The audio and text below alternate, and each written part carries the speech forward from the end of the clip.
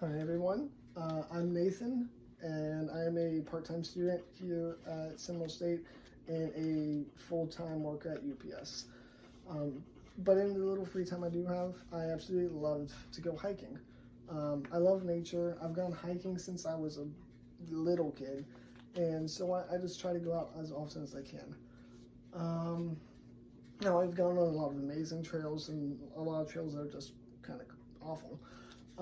And the story I'm about to tell you is one of these awful trails and an awful experience on it. And I can't remember the trail name for my life, right? Probably because I just blocked it out because of how bad the experience was.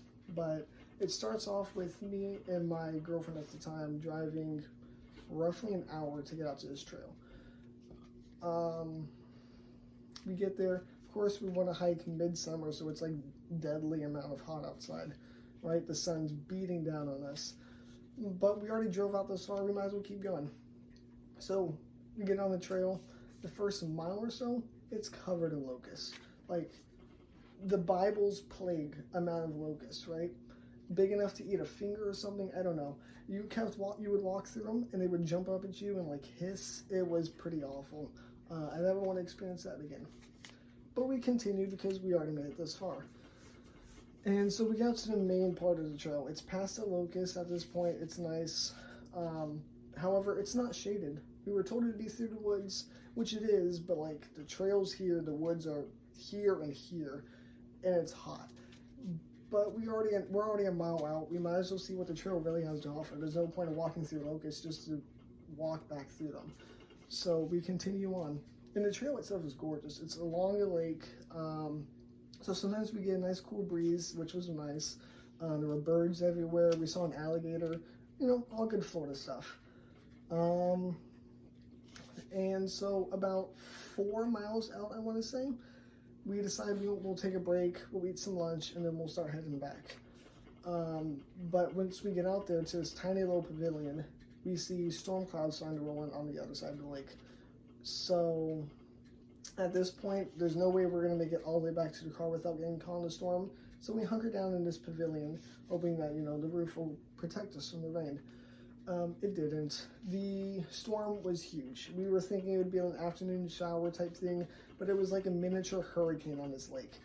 The wind was blowing sideways, the rain was blowing sideways, it was blowing sand up on us. We ended up having to put a towel over the back of our heads, sit down on the floor, facing away from the lake in the storm, hoping that it'll just pass. And so we were there for about an hour with nothing but maybe, I don't know, a turtle crossing the road for about 10 minutes. That was entertaining, I guess. But it was cold, we're wet, we're sandy, and we still have a 4-mile hike back to the car.